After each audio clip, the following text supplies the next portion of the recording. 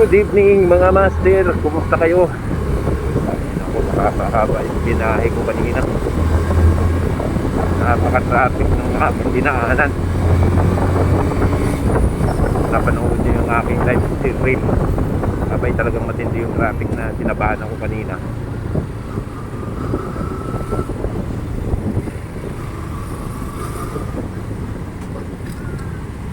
Dahil may ginagawang mga haligi ng overpass, parang diretsyo ng bayanan sila yung overpass. Sobrang traffic sa Tagaytay bago kami nakalabas,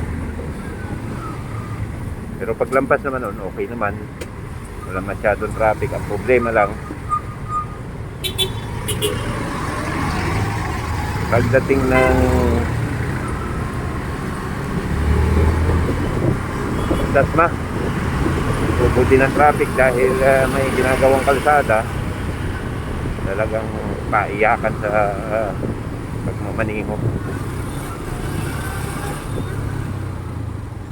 Kung akong nakamotor naiinip sa pagmamaniho ng ganong ka-traffic, paano na lang kaya yung mga four wheel? Siguro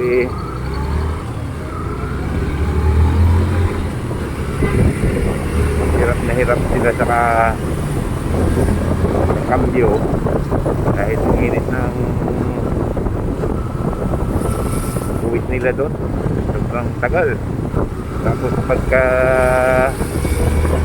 lampas namin ng Dasmariñas, okay naman, paluwas na, medyo moving na. Pagka parang titigil ka lang kunti, nakabante naman. Pagdating ng airport sa Sukat Road, grabe naman yung traffic na nasa gasa ko dun. Talagang doon ako nakaranas ng traffic na nakahinto talaga, walang masingitan. Sobrang gagaling ng mga driver talaga na Pilipino, hindi ka makasingit kumbaga pagitan lang siguro, tama lang makadaan yung tao. Lang ang pagitan na inaano nila, grabe. Kaya halos 4 na oras yung naging biyahe ko.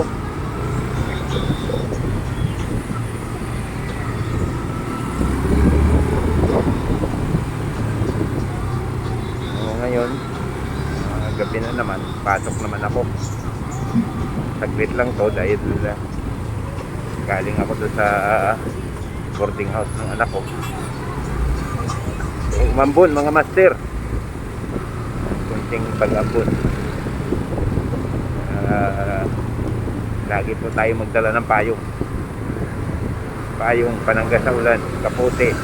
Kung kayo yung nakamotor, abay huwag niyong kalimutan lagi magdala ng kapote.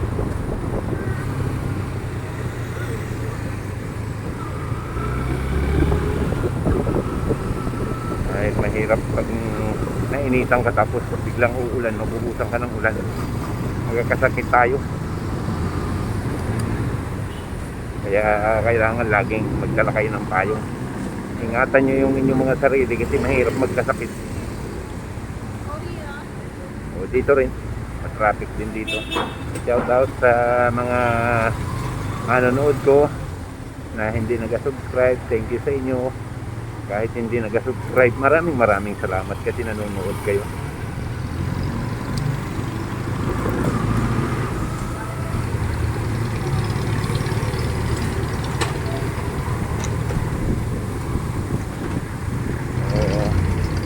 Ito, lapit na ako sa compound ng aking trabaho.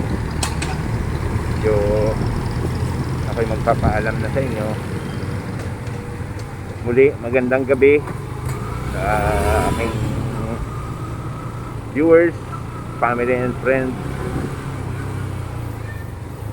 Mabuhay po tayong lahat. Sumaatin ang pagpapala ng buong may kapal.